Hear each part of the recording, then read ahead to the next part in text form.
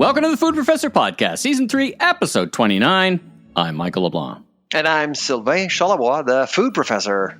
Also, have forest fires on everybody's minds this week. I mean, we saw how interconnected our world is with a somewhat apocalyptic view of Manhattan, which was something to see. I mean, it looked like something out of the second Blade Runner movie. How are things there in Halifax and Nova Scotia and the Atlantic provinces? Have they simmered down, or what's the situation there? Well, people are back home, minus, I guess, 150. I think about 150 people lost their homes, unfortunately. But everyone's back, and there's been a lot of fundraising going on to help families who've been impacted, obviously, by wildfires. And I suspect it's something that we're going to see across the country. Mm-hmm. And I don't know if you looked at the Weather Channel, but there is actually a heat dome in the works out west. And so remember a few years ago, hottest place on the planet was Canada last year for those 3 days. Crazy, right? And so there's a few years ago, of course, we beat the record, the hottest place in Canada. It was out west, and there's the same phenomena happening again. And heat domes, of course, are really awful because they just stick there for a very long time with no precipitation whatsoever, and it's really damaging for crops as well, and especially like in June, July, that's a period that is way more dangerous than April and May with smoke and heat, and you can actually damage crops, and you can actually lose a lot. So let's hope that this heat dome doesn't happen. If it does happen, it's probably going to be in midweek next week. Oh, wow. Speaking of donations, I just donated. You can donate to the Nova Scotia and Atlantic Canada Fires Appeal campaign for the Canadian Red Cross. Yeah. Hey, good for you. Thank you. That's great. And it's a 3-to-1, and I'll put a link in the show notes. So the Nova Scotia government and the federal government top up. So every dollar you donate will become 3. Let's get on to some of the content now. Let's start with some research. So you've got the local food paradox, a second study of local food affordability. So I read through the study that basically says local is not always more expensive, and right. You made some interesting connections between farmers markets and local. That maybe pause a little bit, but let's take the people through the survey. What did you find in this latest? And it was published in a journal versus a DAL study from the lab, so to speak. So take us through it. Well, so this last week we actually released the study with in partnership with Aliments du Québec and the province of Quebec. We basically kind of designed a Quebec basket and compared that basket with 100 different products with products from elsewhere without knowing exactly what was going on with pricing. We did that in the spring and we did it again in the fall. And we actually realized that the majority of the time, actually, local products are competitive. They're not necessarily cheaper, but they're pretty competitive within, a specific threshold that would actually give consumers an opportunity to consider the local product. If we're talking like twice the price, of course, people won't consider the local product, but we're talking like 2-3%. It's really nothing. It's really minuscule and allows people to consider the local product. So I thought that results were pretty interesting. Aliments du Québec they seemed hesitant to release the study because they thought that perhaps it wouldn't necessarily tell people that Quebec is cheaper. But I did say, Quebec doesn't need to be cheaper. It needs to be competitive. That's the most important thing, and that's what the study gave us as results, both in the spring and the fall. So we basically released the study back on Thursday of last week, and we basically released the academic paper recognizing that the methodology was sound. It was reviewed by a committee of peers. Yeah.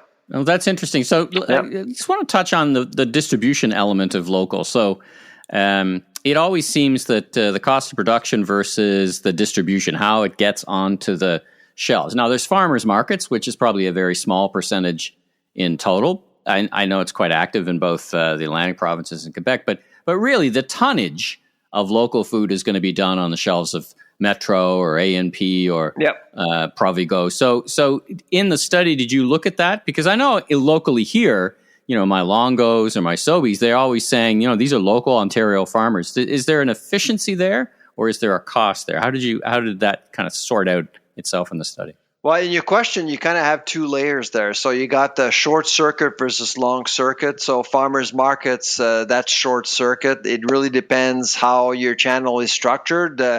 If you don't have as many middlemen, if you will, you are more likely in control of the supply chain, and the cost of goods tend to not to fluctuate as much.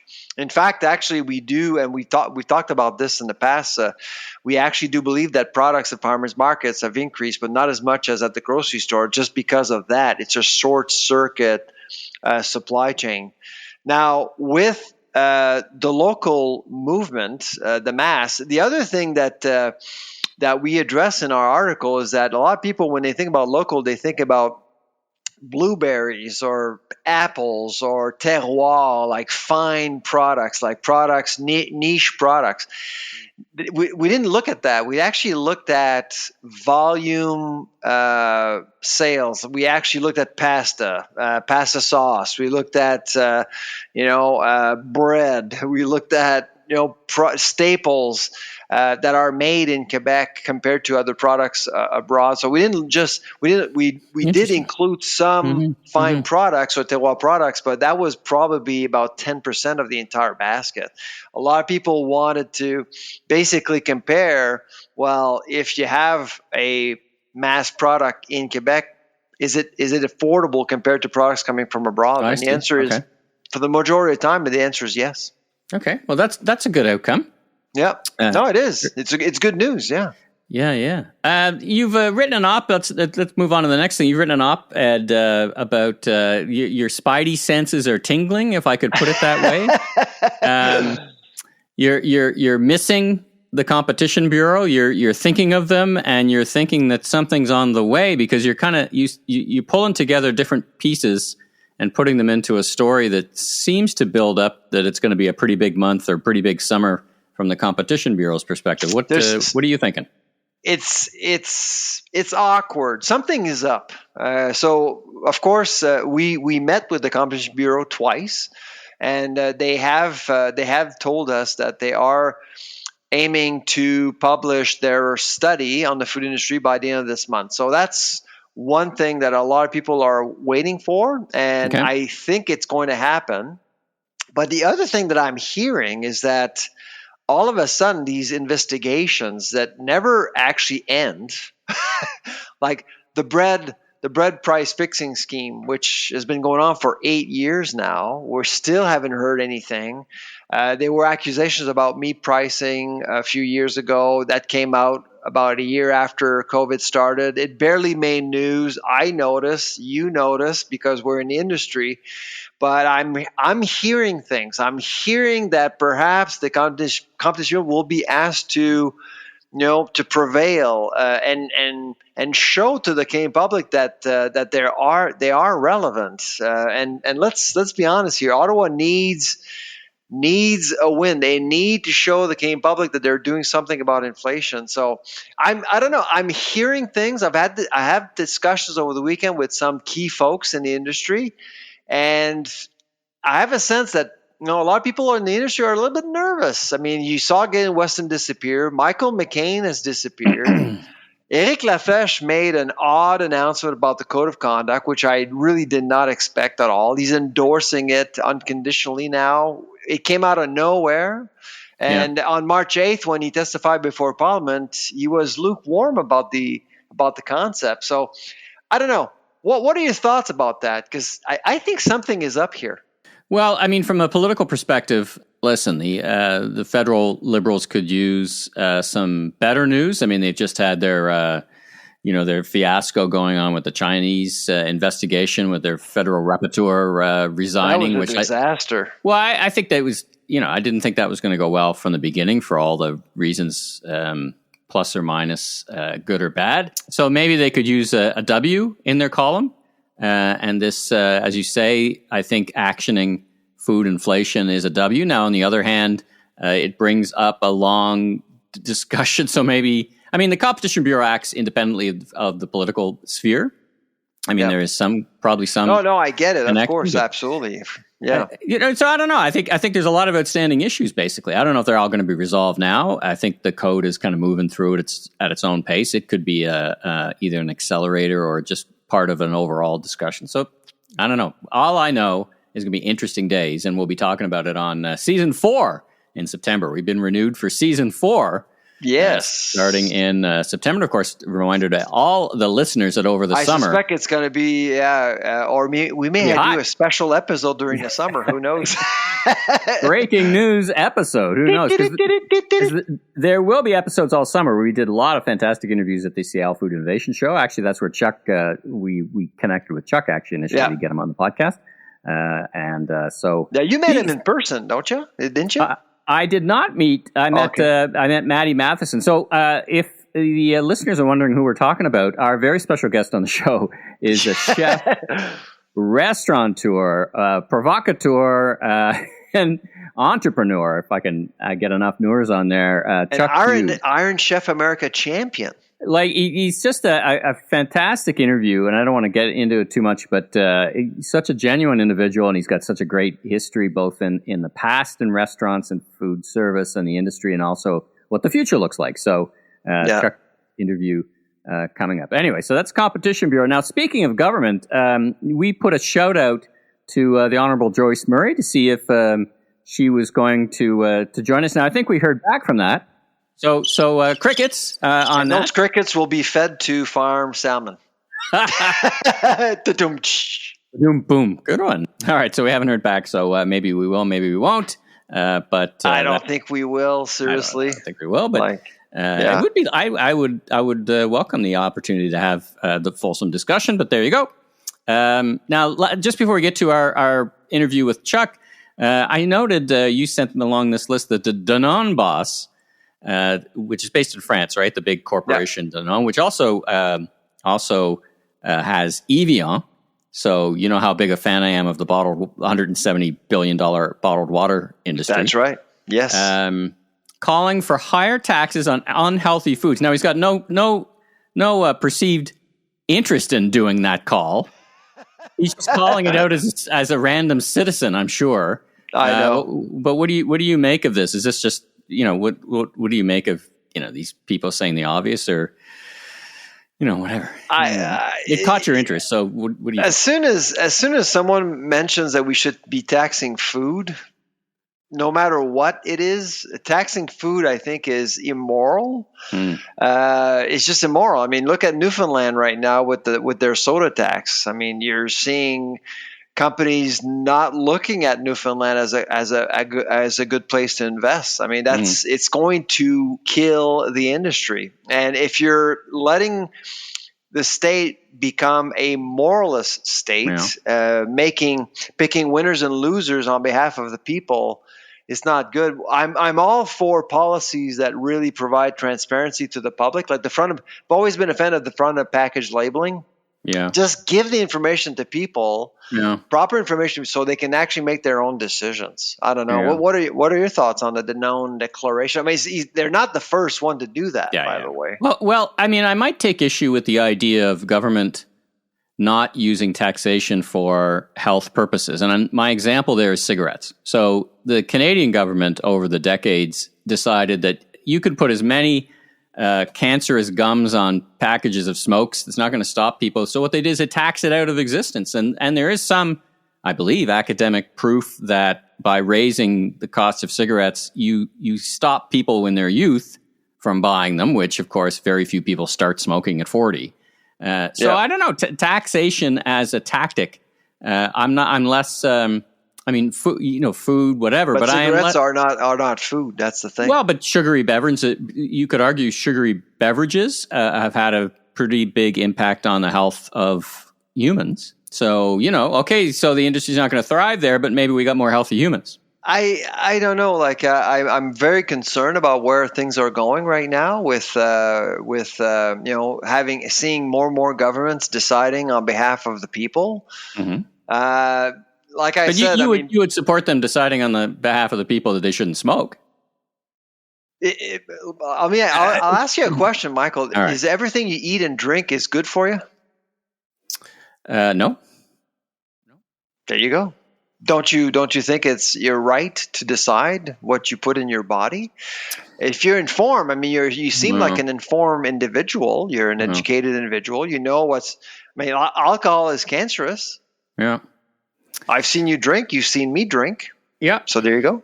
I guess where I think it matters is youth who their brains aren't developed enough to make the right decisions when they're very young. And that's where I think the government's taxation of smoking has saved a lot of lives. So, your ability to, as you said, you and I, who are, a little longer in the tooth or more mature, can make these decisions. I'm not sure the youth. I just find sometimes it can go out of control. Like I know there are campuses in the UK and Germany, they're banning beef, for example. You can go far. I mean, because they actually believe that eating beef is killing the planet, and therefore they're banning certain products based on the science they're looking at. And to me, that's just, it opens up, an array of possibilities that are super dangerous as far as I'm concerned. Yeah. That's why I'm always careful. Slippery slope. You're worried about the slippery slope or the camel's nose in the tent or whatever. What do you pick? Right? How much you tax? What do you do with those revenues? And often what we've seen, and look at the carbon tax right now. I mean, this year Ottawa will actually get back $8 billion worth of carbon tax revenue, and nobody seems to know what's going to happen with that $8 billion. I mean, so as soon as you do that, you just include the government in a lot of aspects of our lives, and I think food should be up to people. I mean, everyone's got a different culture. Food is culture. Food is all about traditions, and I think we need to respect that. We'll talk about respecting food. How's that for a segue or transition? Let's get to our interview. With Chuck, and it's a longer interview than we usually do, by a few minutes, not too long. But it's just listening to him, I was just it was just a fascinating look into basically the history of food culture a little bit, and modern food culture. So let's get to that now. Montreal's Chuck Hughes. Chuck, welcome to the Food Professor podcast. How are you doing this morning? I'm very good. How are you? I am fantastic. Thank you. I'm a big fan. I have to declare that up front. I love the restaurant, the cookbooks, make some of your recipes. So it's a real treat to have you on the podcast. Well, thank you. Happy to be here. It's been a crazy, I guess the restaurant's been open for 17 years. So it's been kind of a crazy ride. When you say it like that, cookbooks, restaurant. Well, thank you. I appreciate it. And, yes, still going strong-ish. Yeah. Well, fantastic. Listen, we want to hear all about it. We want to hear about all the components of what what we call your very busy life and business. But first of all, let's talk about you a little bit. What's your background? Tell us a bit about yourself and how would you describe yourself, what you do for a living? Perfect. Well, I guess it's kind of evolved over the years. Originally, I'm from Montreal. I grew up in Saint-Sauveur, which is probably about 45 minutes away from Montreal. And it's a small, now it's not so small, but back then it was kind of a small, sleepy ski town, if you will. Yeah. And Chuck, I have a cottage in Saint-Sauveur, so I know the place very, very well. It's a lovely place. And you know that it's not so sleepy anymore. No, not at all. Oh, yeah. And so I get my mom wanted, she skied as a kid and she wanted to afford me that luxury of skiing, but thought that, she probably couldn't have a cottage and so we moved there. And back then my mom was a flight attendant for Québécois, which used to fly out of Mirabel, which was really close. So kind of all signs pointed to me growing up there, and then moving to Montreal when I was about 10. And yeah, I kind of always liked cooking. Took some cooking classes in 6th grade, elementary, and just always involved with my mom. My mom always kind of had this dream of me working in a restaurant or being a chef. I don't know why. It was just kind of one of those things, and I took to it. I love just cooking just like that. And, it kind of progressed, and my first jobs were, busboy and then prep cook dishes and stuff like that. My first restaurant job was in Banff at Banff Springs Hotel. I was a busboy there when I guess I was 17, my first time away from home. And I remember seeing the guys in the kitchen seemed like a bunch of pirates. Okay. Well, listen, Anyway. Chuck, why don't we jump into your life as a manager, I guess. So Michael and I, we've been to Garde Manger in Montreal. It was just a great experience, and thought, well, how does Chuck approach business in general? What's your style as a business person? Can you tell us more about that? That's a good question. I guess it's something that you learn, and I guess it evolves as you go along. As I said, I got into cooking because I love to cook, and cooked in other restaurants for so many years, and never really had to run a business.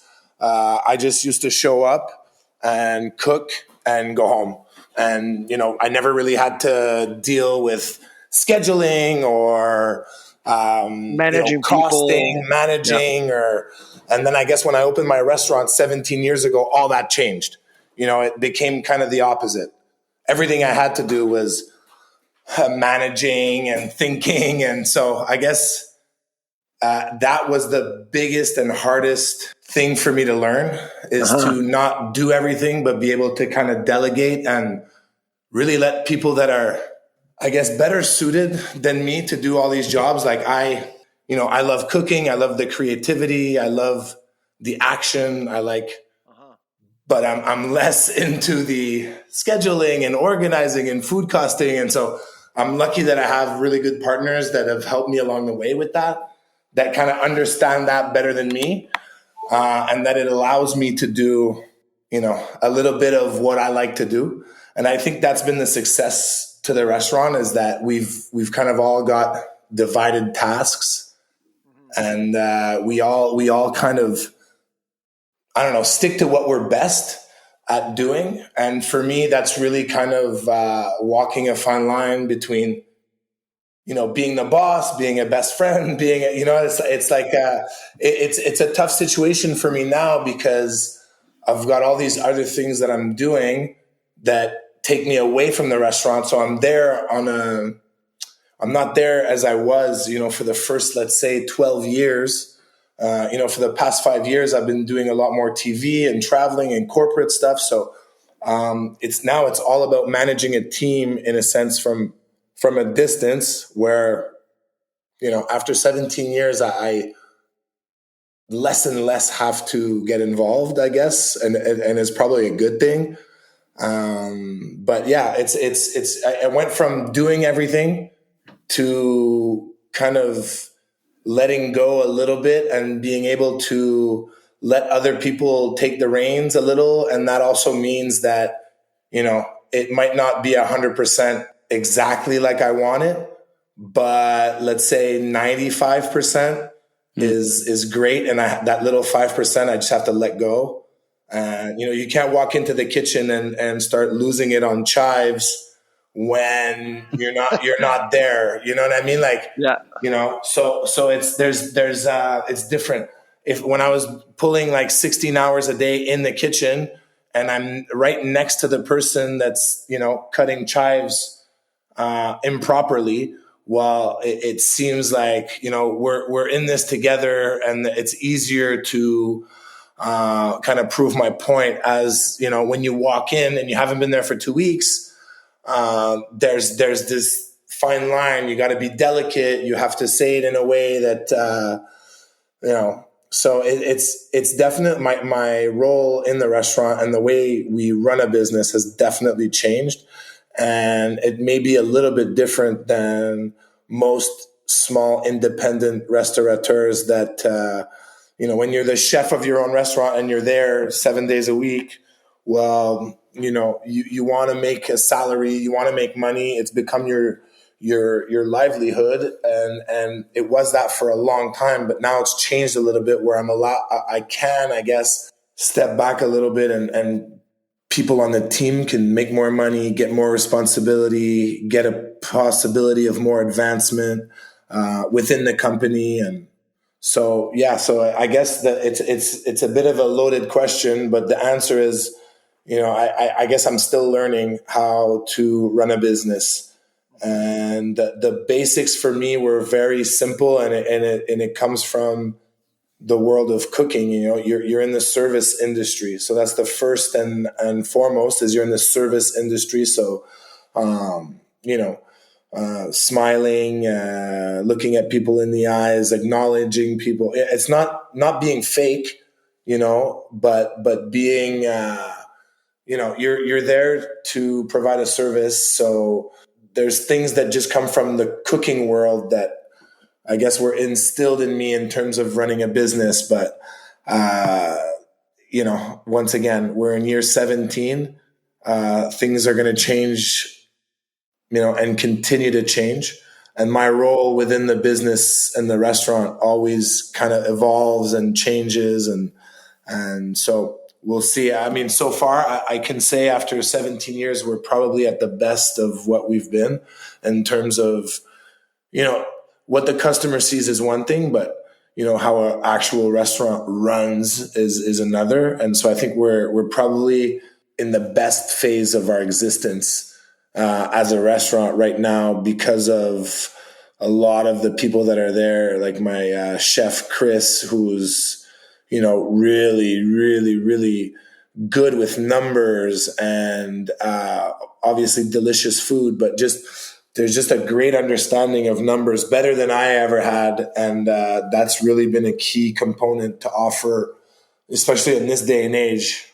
Everything is so expensive. You can't, like, speaking of chives, you can't waste that little nub of chives at the end. Like that needs, that's 10 cents times, 15 Exactly. in a day times. So all that is now even more important and more, but I think we're probably at the top of our game in terms of customer experience, food, and behind the scenes as well, to have a healthy work staff and everybody.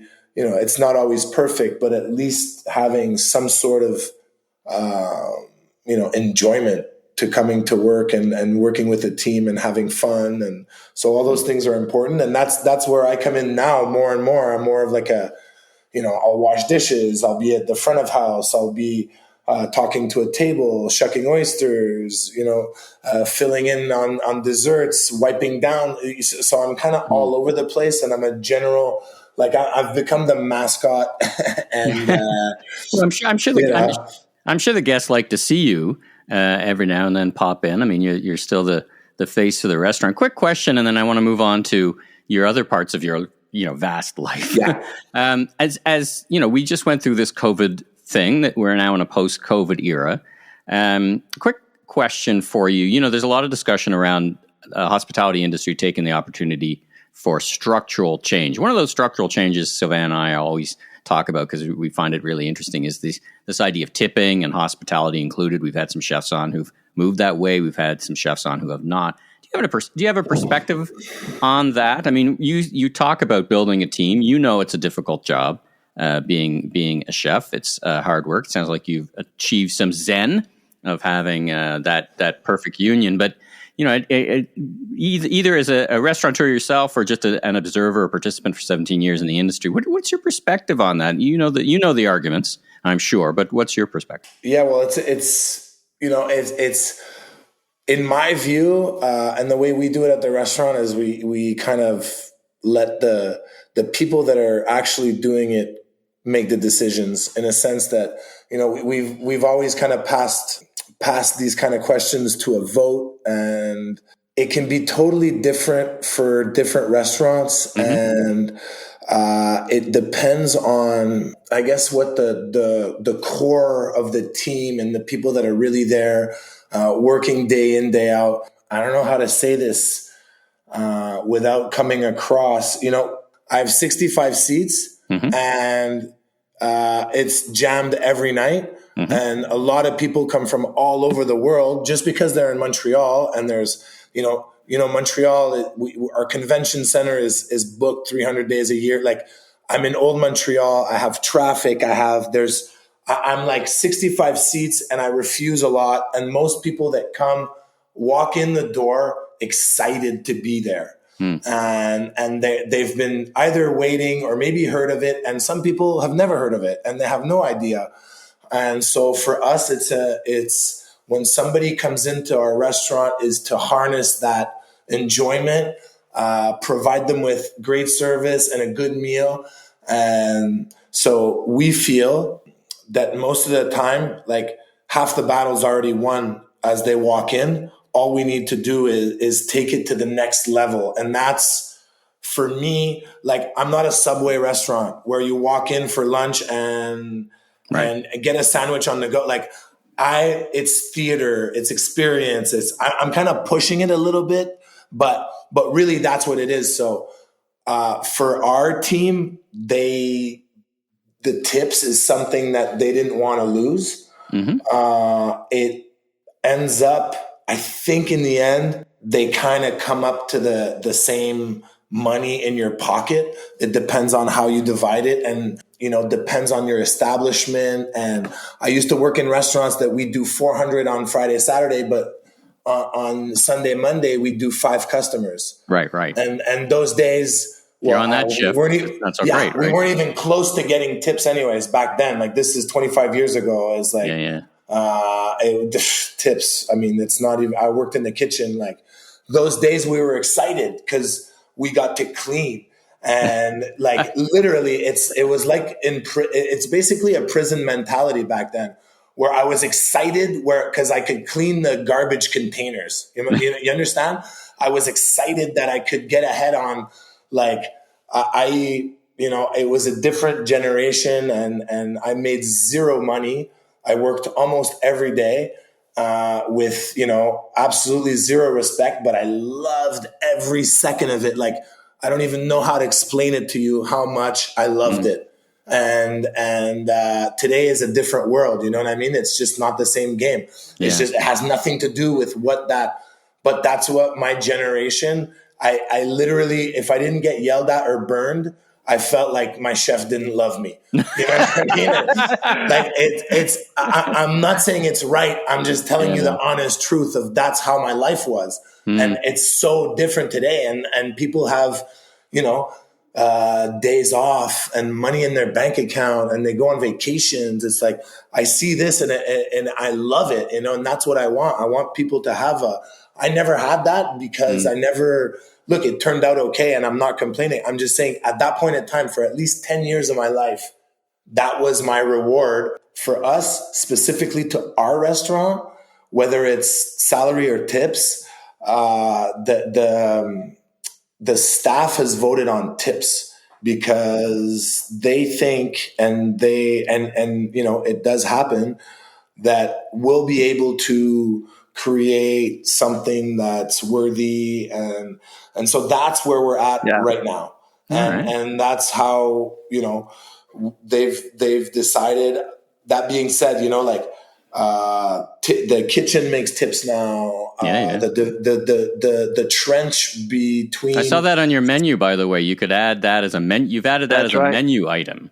Yeah, where you could tip the. Let's transition a little bit to your life. Your modern life, entertainer. I mean, you've been on. You won Iron Chef. You beat Bobby Flay. I mean, it's not like going back in the history books, TV chefs, Galloping Gourmet, Julia Child, Jacques Pepin, were not cooking on TV, but it seems to be way more than trying to make a perfect omelet. What step back and think about, it may be hard as a participant. What do you think about the celebrity chef culture and its expectations on restaurants, and you talk about the nature of people change your work in a restaurant. Do they think it's a creative class job and they're not ready for the 14 hours of dealing with sharp knives and fire? Like, just how do you think about that?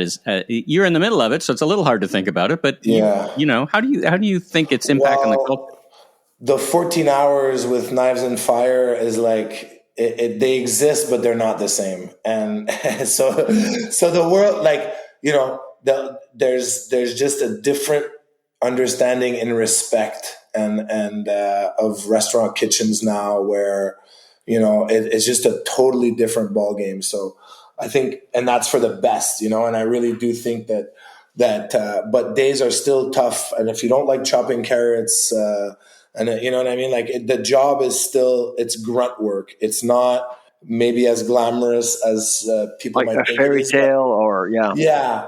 But that being said, I mean, when the Julia Child, the Jacques Pepin, and, still to this day, those are the shows that I love the most. And I think that's what's unfortunate with TV, is that it kind of took a turn for this reality competition cooking that I was part of it. You know what I mean? Like, but do you embrace that? Do you think it's a plus for the industry? Not really. I think it's good for TV. You know what I mean? I think it's good for TV because people like watching it, and it's entertainment, right? It's just like some news channels are entertainment news, where it's like, it's the same thing with competition cooking and these kind of, it's kind of gotten out of hand, a cutthroat kitchen where you cook with no knife.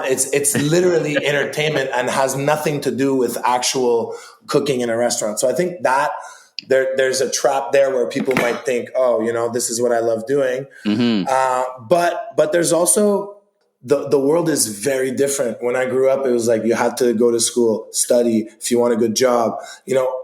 People leave, perfectly good paying jobs as lawyers to like make cupcakes. And, and they're happy. Yeah. So I think the world has changed too. It's like, I grew up in a generation of chefs that we were doing such important work. Like, we're not, it's like, I know it's great and it's fun but like, Michelin star chefs committing suicide because they lost a star. It's like, not going to happen where I'm from. You know what I mean? Right. It's kind of, TV has had this kind of effect of, and I don't blame Anthony Bourdain for this, but like, there's a generation, especially my generation, that read Kitchen Confidential, kind of felt like he was saying like, this is the path, be a maniac, do all these crazy things. And there was it was kind of a glorified, and we all know it's not the path. It's like, it's just not the path. But there was a generation that kind of felt that was, because it was written and it was Anthony Bourdain. There was no other option. And that's kind of that's basically 20 years of a generation of cooks that were like, and to this day, it's some people have never come out of that kind of. We actually had a Irish Michelin chef a few months ago, JP McMahon. I don't know if you know him, but he's a great guy, great interview.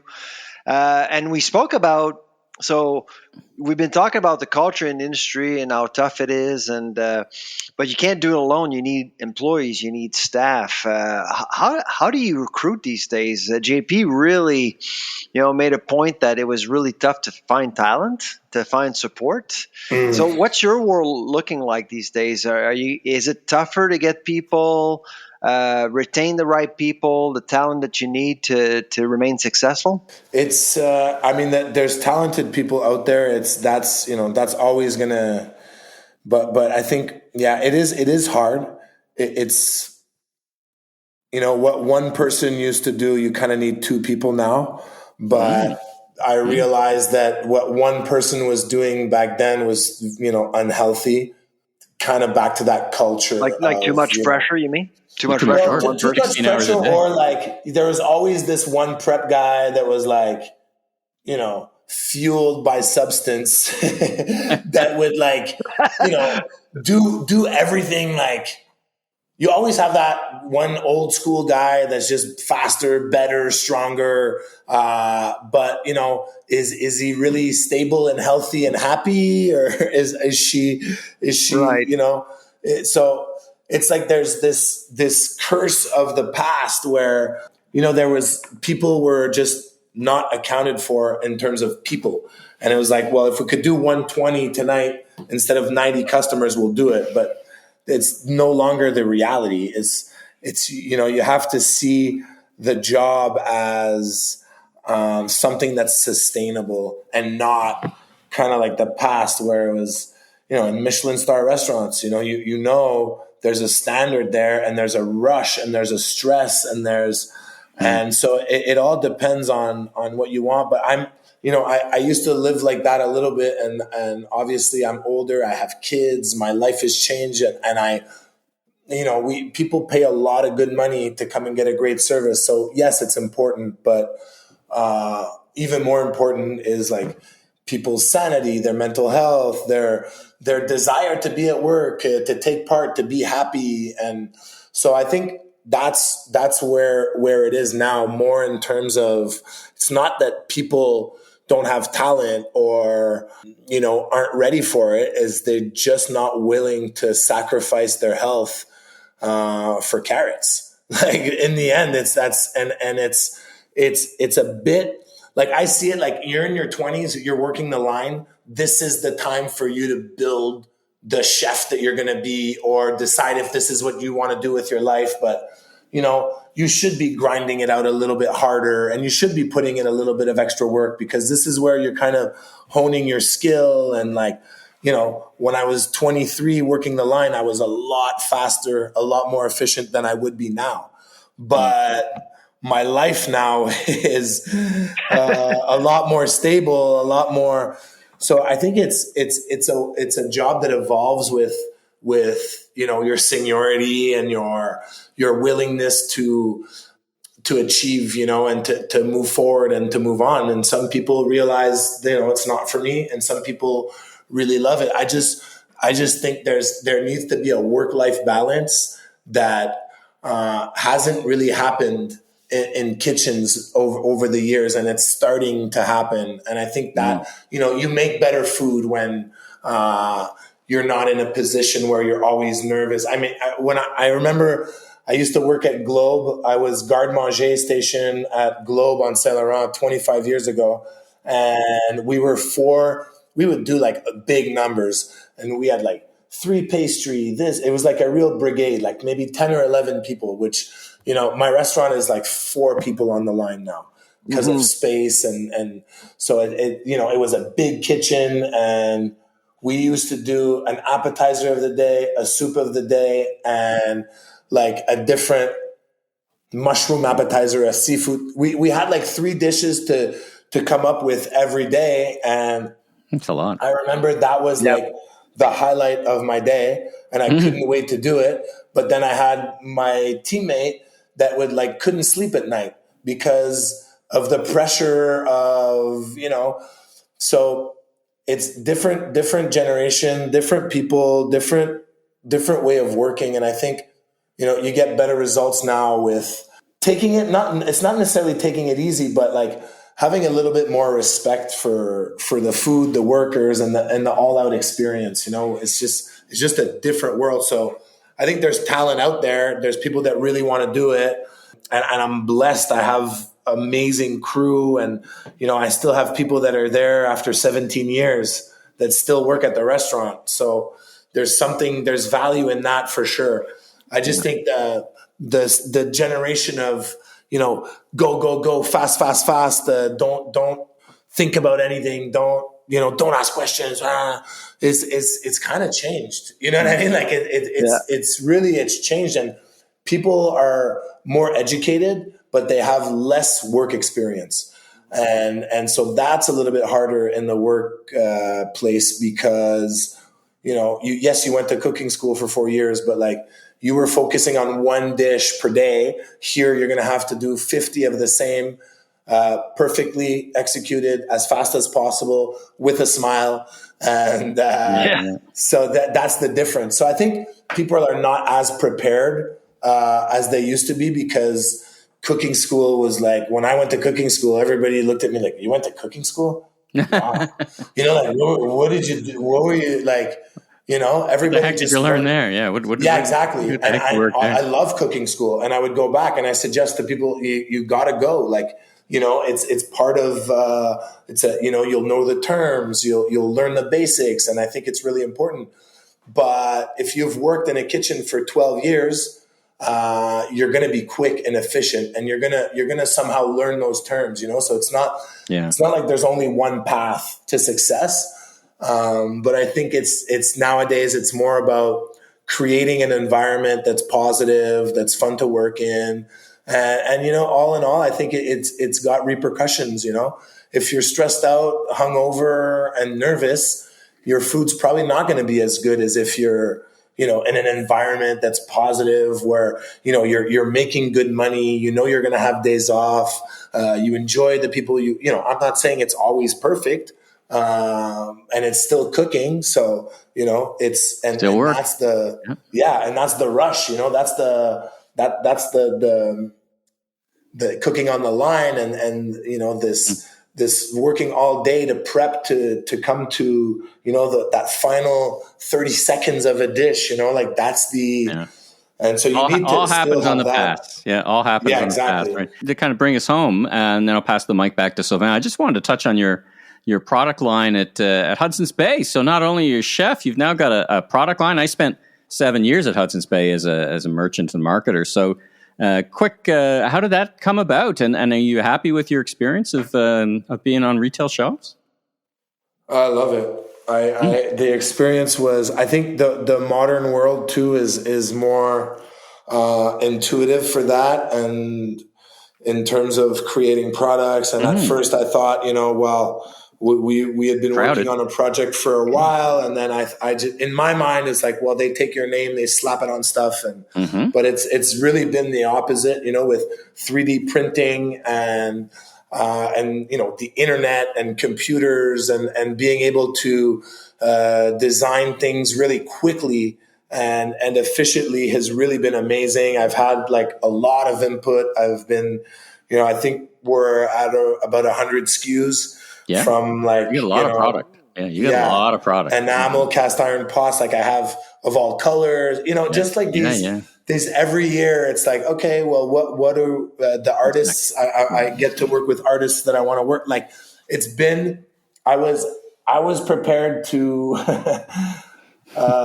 be not that I was prepared, but at first I didn't think it would be as creative and that I would have as much input that you thought it'd be a bit cookie cutter, like a bit of kind of. And that's what I was scared of. And we had kind of semi done deals before. There was a 4 or 5 years of my life where I was really in the US Food Network cooking channel, and like that was my. And you get approached. The US is crazy. You get approached, and I always kind of felt nervous, and then finally, we have a great team, and it's been a lot of fun, and I look forward to every season. What more can we add on? What can we create? And mostly, like, most people see my kitchen and they're like, "Wow, there's really nothing in here." And I'm like, "Yeah, it's kind of how I roll. Like, I don't need a million things. I just need a couple good tools." So I've been, I've been able to avoid the plastic donut maker and, electric wine opener and like all these things that I'm like, it's not an item that I want, that I use. So it's really been. So it's not an item you want in your product line, basically. That's your kind of philosophy. Yeah. Like if I don't, and then there's some things, where you got to make compromise because like I'm not crazy about fennel, but I know people love fennel. So do I cook it? Yeah. Do I eat it every day? No. So there's certain things that you need to have that people buy that they want. And I didn't understand how retail worked in terms of cookware, where it's like, 3-4 times a year, there's crazy sales and everybody kind of. So it's been a learning experience, and it's been a lot of fun, and I stand by the products. So yeah, That's great. You've done a lot. You've done a lot, but should I dare ask what's next for you? Yeah. Like what's on your mind right now? What are your plans for the near future? Well, I mean, the near future, I have a cookbook that's going to be coming out, kind of a Chuck at home cookbook that I'm still working on. It's not out for a bit, but that's another necessary evil. Yeah. I love cookbooks, but they're a lot of work, and I always feel like once you finish the book, you've moved on. You know, like that's why you walk into my kitchen. I don't have anything because I live every day. You know, I have 2 kids and a family, so you know I'm lucky that I don't have to buy everything all at once. You know, what are we going to eat today? Let's try something. You know what I mean? So I like to live kind of like that in the moment. So I find like a book is always like, when you're done, you're like, oh man, I would change all these recipes, you know, but it's good. It's a good process. It's hard work, and it feels good to kind of, and this is my 3rd book, but really, I really worked hard on this one kind of on my own. I guess do you have an idea when it's going to come out? And about, I guess probably next summer. I really don't know, honestly. We're just finishing we're not even finished the book, so it's going to take a bit. Right now I'm filming my 4th season of Chuck and the First People's Kitchen on APTN. That's a show where I travel to Indigenous communities in Canada to learn about cooking, traditions, culture. And so that I'm on my 4th season. And that's kind of been my, I do some TV here in Quebec in French, but the how-to cooking show is kind of gone. You know, it still exists, but it's not, that's really what I love doing. I love the how-to cooking. And so I would love to get back into that. But right now I get to do a little bit of cooking on my show, but it's really, it's been kind of a quest, and it's 5 years, but 4 seasons, and takes me all over Canada, and I get to meet people and cook. And I was, there's a time where I would travel all over the world, learn about other indigenous cultures, you know, in Mexico and kind of all over. And I never realized that I knew nothing about Canada, our own indigenous people. It's a great thing that you're doing that. It allows your audience to discover new cuisines, new food heritage that are really in our backyard. And you know how it is in the chef world. It's like nose to tail. We use the whole animal, blah blah blah. But it's not true. You know, it's just. You're not allowed. Like in Quebec, if it's not stamped by the MAPAC, it's not coming in your restaurant, you know? So it has to be, there's no wild foods allowed. So I also had that quest where I was like, you know, using the whole animal for cooking is one thing, but using the whole animal, you know, really like from the bones to the fur, the skin, the teeth, and, you know, so I get to learn a little bit about that. And also, you know, as a chef, how many, you know, lobsters and cows and lamb, and how many have passed through my restaurant when I never once, saw the face of any of those animals. So it's like, as much as you think that I'm really connected because I cook with food, but you're almost even more disconnected because it comes in, you process it, you sell it. And yes, you like the flavor and you know how to cook it, but you know, to go out there and catch it or hunt it, or, you know, it's also a very different thing. So, you know, to hunt moose, which is something I had never done before, gives you a lot of respect for the animal, for the meat, and for just the whole process, you know? So it's really brought me closer to our food source, which is in turn kind of like, you know, if you have to kill every animal that you eat, it puts things into perspective, you know, and it's been really a learning experience for me. And that's it. And then my kids, you know, it's like summer's coming. I have 2 young kids, 6 and 9. they're going to ruin my life all summer. So that'll be something. No, but it's like old chefs that I worked for back in the day were all burnt out. They never saw their families. And, I think. Are your kids intrigued with what you do for a living as a chef? Like it's going to be they follow what you're doing, the travel, the cookbooks. Are they in the kitchen? No, kind of. They love to cook. They love to cook. They know what I do, but I must say I'm very lucky that I love my job, whether it's going on a show, doing a podcast, cooking at night, doing an event. Like they see this guy that's like loving life and so life is going to be hard when they leave this house. They're going to realize like, wait, because I'm after 20 something years, almost 30 years in the business, I finally got like a real stable and kind of really fun work.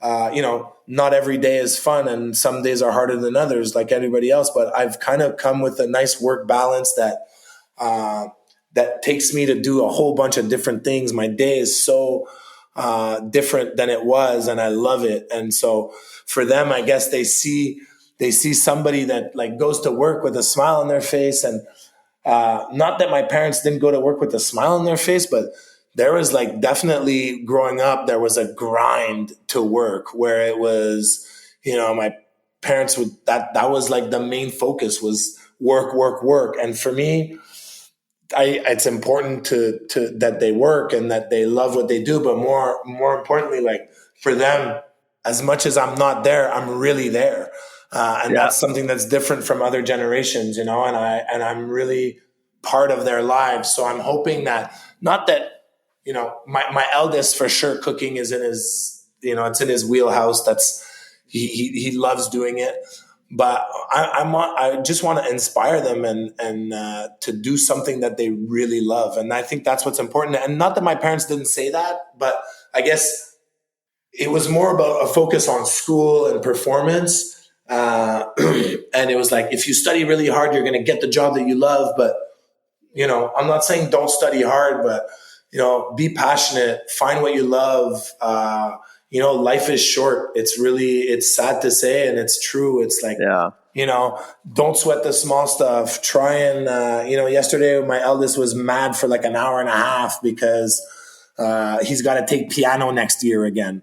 I'm like, he ruined his whole afternoon because he's going to play piano in September. I'm like, dude, like, what is up? I'm like, it's Sunday afternoon. We can go, we have our whole afternoon ahead of us, ice cream, playing with your buddies, swimming, and you're worried about September piano. I'm like, man, you gotta realize, like, look at the world, man. You're lucky, so just kind of, so it's kind of that. It's kind of my focus on more like find something that you love, like enjoy. Yeah, exactly. So we'll see. I mean, and it can include piano lessons. Who knows? He may be the next Mozart. You never know. And that's kind of what I tell him. I'm like, he's amazing at it. Every time he goes, he learns something new. And I told him, high school, you want to quit, no problem. But until then, it's 30 minutes a week. Like my parents used to force me to do 99% of the things that I used to do as a kid. Like, I'm like, you get to do whatever you want most of the time. All I'm asking is for a half hour, and that ruined the afternoon. It's been really wonderful just listening to you as a talking about your life as a chef, as a business person, as a father.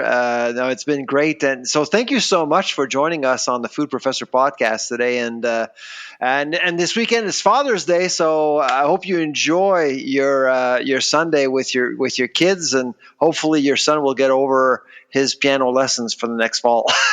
Yeah, exactly. That's what I'm going to ask for Father's Day, a piano recital. Exactly. But thanks for having me. Really appreciate it. Yeah, happy cooking. And, all right.